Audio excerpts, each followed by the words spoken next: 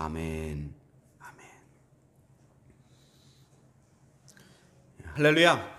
오늘 예배에 함께 하신 모든 분들 하나님의 은혜와 사랑이 풍성하게 임하시기를 주님의 이름으로 축원합니다. 오늘은 2020년 마지막 주일입니다. 많은 사람들이 올 한 해를 도둑 맞은 것 같다라고 표현합니다. 뭐 한 것도 없는데 한 해가 다 가버렸으니까 말이죠. 코로나 때문에 제대로 한 게 별로 없다고는 하지만 그렇다고 우리가 팽팽 놀 형편도 되지 못했습니다. 아무것도 못한다고 하는 와중에도 우리는 나름대로의 새로운 일상들을 만들어냈고 그곳에서 복닥거리면서 분주하고 열심히 또 한 해를 보냈습니다. 하여튼 과거와는 전혀 다른 느낌의 한 해를 보냈습니다. 그리고 우리 모두 여기에 이렇게 살아남아서 2020년도 마지막 주일을 함께 보내고 있습니다. 여기까지 오신 여러분들 참 한 해 동안 고생이 많으셨습니다. 용케도 2020년도를 잘 견뎌내셨습니다.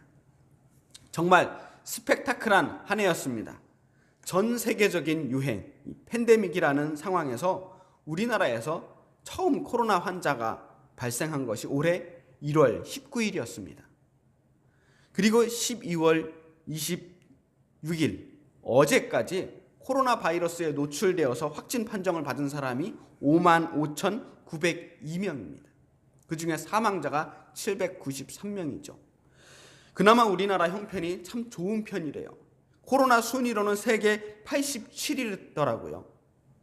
전 세계적으로 8천만 명이 넘는 확진자가 발생을 했고 그 가운데 사망자만 176만 명이 됩니다.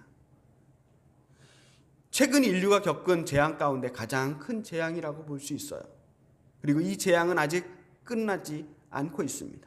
우리는 지금 그 고난의 한가운데 있습니다. 지금 우리의 모습을 한번 돌아보세요. 한 해를 깔끔하게 매듭짓고 새로운 한 해를 준비하며 희망차게 무언가를 계획해야 하는데 아무것도 해결된 것이 없습니다. 계획을 세우기는 해야 하지만 뭐가 어떻게 될지 알 수가 없어요. 올해를 돌아보니 52주 중에서 절반 정도를 비대면 예배로 드렸습니다. 그런데 내년에는 또 어떻게 될지 알 수가 없어요. 지난주에 당회를 하고 이번 주에는 구역회를 해야 하는데 올해 하지 못한 일들을 내년도에는 과연 할 수 있을까? 누구도 장담할 수가 없는 상황입니다. 목사로서 여러분에게 희망을 이야기해주고 싶은데 솔직히 말해서 자신만만하게 장담할 수 있는 게 아무것도 없습니다. 내년에는 무조건 다 잘 될 겁니다. 내년에는 틀림없이 모든 게 잘 풀릴 겁니다. 라는 헛된 희망의 메시지를 전할 만큼 제가 용감하지도 못하고 뻔뻔하지도 못해요. 저는 오히려 이렇게 말해야만 합니다. 올해도 힘들었지만 내년에도 결코 만만치 않은 한 해가 기다리고 있습니다. 좀 믿음이 없어 보이지만 이것이 우리의 현실입니다. 그럼 어쩌라는 말입니까? 오늘은 2020년도를 마무리하는 날이 아닙니까? 한 해 동안의 삶을 돌아보고 현실을 자각하고 나서 이제 정신을 가다듬고 다가올 내년을 향해 숨을 고르고 마음을 준비해야 하는 시간입니다. 저는 오늘 말씀의 제목을 때가 참해라고 정해봤습니다. 그리고 계속해서 이 때가 참해라고 하는 말씀을 곱씹고 곱씹으면서 묵상을 해봤어요. 오늘 우리가 읽은 갈라디아서 4장의 말씀을 우리가 함께 보겠습니다. 먼저 때가 참해라는 말을 봅시다. 때가 찼다는 말이 뭐냐? 마침내 그날이 왔다는 거예요. 이 때가 찼다는 말은 시간의 개념이 아닙니다. 몇 년이 지났는지 또 얼마만큼의 시간이 흘렀는지가 중요한 게 아니에요. 여기서 찼다는 말은 충만해졌다는 거예요. 지금이 바로 그때가 되었다는 겁니다. 모든 것이 무르익었다는 거예요. 모든 것이 준비된 상황입니다. 마침내 하나님의 때, 카이로스, 그 결정적인 순간이 왔다는 거예요. 하나님께서는 때가 참에 하나님의 계획을 이루어 나가신다는 겁니다. 그런데 하나님은 항상 준비되어 있어요. 하나님의 때는 하나님께서 기다릴 필요가 없어요. 언제든지 하나님은 그 때가 준비된 때이기 때문입니다. 모든 일들을 이루실 준비가 항상 완벽하게 되어 있어요. 문제는 사람의 때가 준비되지 않은 거예요. 하나님은 항상 준비됐는데 사람이 문제입니다. 하나님은 사람들이 준비되기를 기다리고 계시는 거예요. 하나님의 때와 사람의 때가 이렇게 만나야 역사가 일어납니다. 그래서 때가 찼다는 것은 우리 사람의 때가 준비된 순간이 왔다는 것입니다. 4절 5절 말씀을 읽어볼게요. 때가 참에 하나님이 그 아들을 보내사 여자에게서 나게 하시고 율법 아래에 나게 하신 것은 율법 아래에 있는 자들을 속량하시고 우리로 아들의 명분을 얻게 하려 하심이라. 때가 찼어요. 그래서 마침내 하나님께서 그 아들 예수 그리스도를 우리에게 보내주셨습니다. 때가 차서 이 땅에 마리아와 요셉이라고 하는 믿음 있는 젊은이들이 예수님의 육신의 부모가 될 준비를 하게 된 겁니다. 그들의 믿음의 결단이 있었기 때문에 때가 찰 수 있었어요.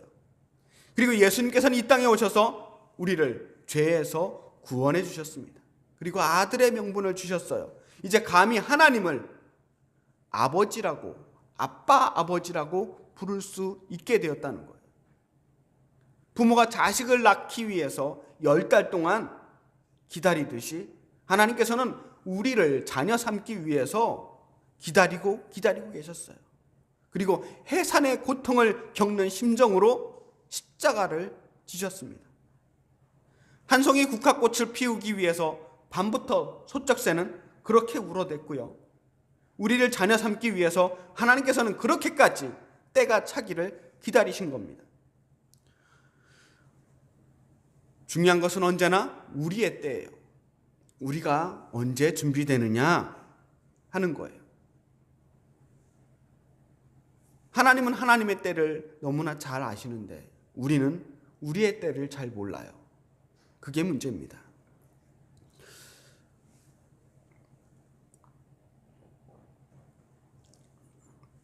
소설이나 드라마를 보면 참 흥미진진하고 재미가 있습니다. 주인공이 아무리 고난을 당해도 어떤 고생을 해도 다 재밌어요. 그런데 정작 우리의 삶은 그렇지 않습니다. 우리의 인생은 아무리 생각해도 그렇게 재미가 없어요. 어쩌다가 자기의 인생을, 자기 살아온 이야기를 정말 흥미진진하게 이야기하는 사람들이 있는데 그건 정말로 그 사람의 인생이 재밌어서가 아닙니다.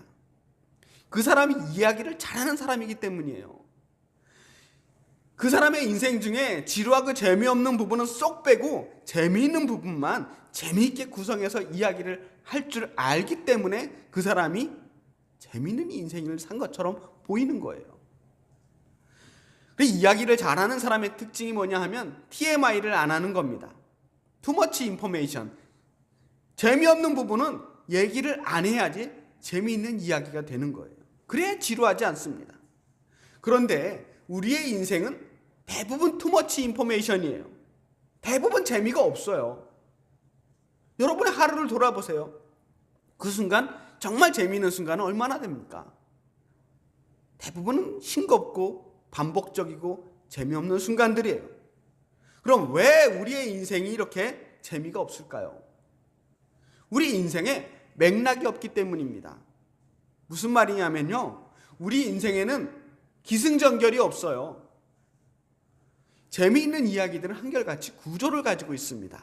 대부분 기승전결의 구조들을 가지고 있어요. 발단, 전개, 위기, 결말, 이런 식의 서사 구조들을 가지고 있단 말이에요. 이야기가 처음에는 살살 진행이 되다가 점점 흥미로워지다가 아주 조마조마해졌다가 극적으로 해결된단 말이에요. 그래 보는 사람들이 그걸 보면서 아주 흥미진진해집니다. 긴장이 돼요. 그런데 아무리 긴장해도 그 이야기에는 흐름이라는 게 있어서 다음에 어떤 이야기들이 전개될지 예상되는 것들이, 그런 단계들이 있어요. 그런데 우리들이 살아가는 이 현실 세계는 이런 게 없어요. 현실 세계에서 우리가 만나는 사건들은 정말 아무런 맥락이 없이 뜬금없이 발생합니다. 어떨 때는 하루 종일 몇 날 며칠을 아무 일도 일어나지 않아요. 하루 종일 한마디도 말 한마디 한 적이 없는 날도 생길 수 있어요. 세상 심심하고 외로운데 이러한 지루한 시간이 언제 끝날지도 몰라요. 그렇게 지긋지긋할 수가 없어요. 그러다가 또 갑자기 일이 터지면 그렇게 뜬금없이 정신없이 위기가 찾아옵니다. 정신을 못 차리게 만들어요. 이젠 좀 끝나겠지 하는데 그렇지 않아요. 발단 전개 위기 결말이 아니라 그냥 위기로 계속 몰아붙일 때가 있어요. 이제 바닥을 다 찍었다고 생각했는데 지하로 더 들어가는 거예요. 지하 1층, 2층, 3층 계속 내려가요. 아주 미치는 겁니다. 어려움을 예상했지만 이 정도까지는 아니었는데 내가 감당할 수준을 넘어가는 순간들이 온단 말이에요. 그러면 그때부터는 재미가 아니에요. 견딜 수가 없어요.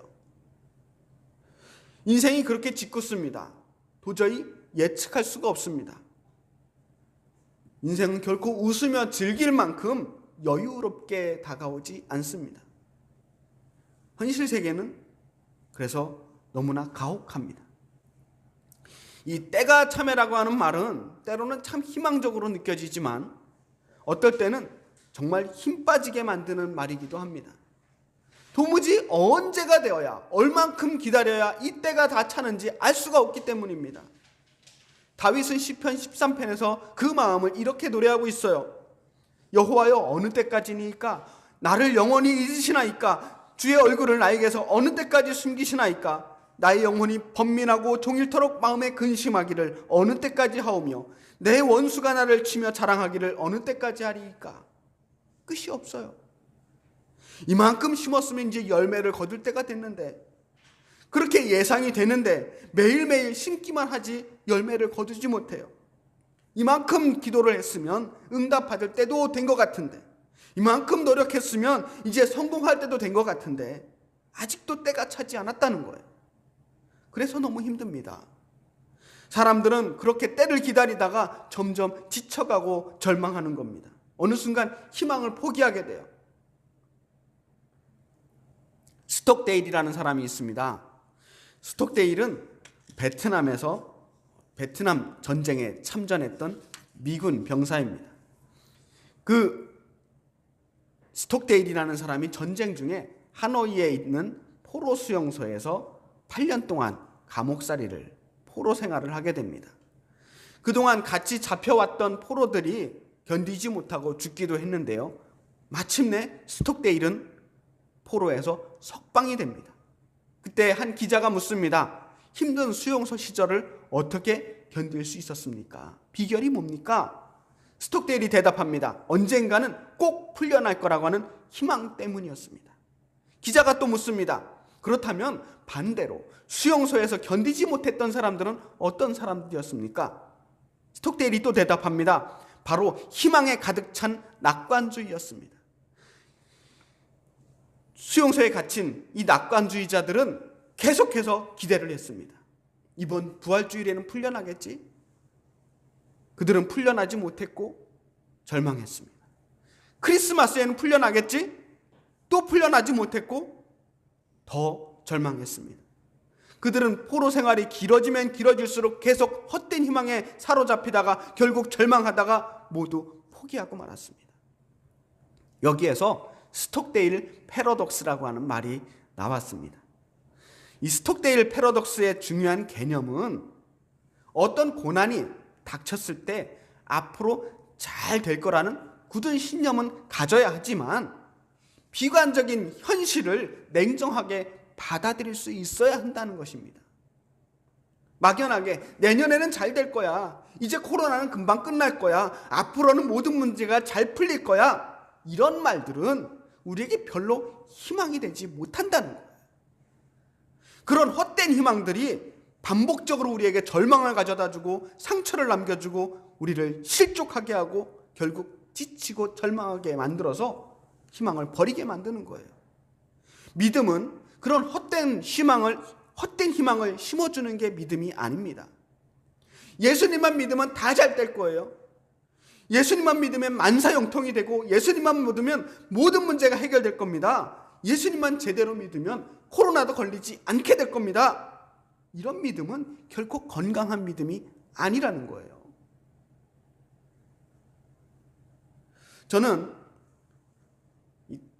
때가 찬다라고 하는 것을 물이 끓어오르는 것에 비유를 합니다. 주님이 언제 오시는가? 언제 우리의 때가 차는가? 언제 마침내 그 때가 차서 우리 인생의 새로운 국면으로 접어들 수 있을 것인가? 언제 우리의 소망이 현실될 수 있을 것인가? 물이 끓어오르듯 올라가야 된다는 거예요.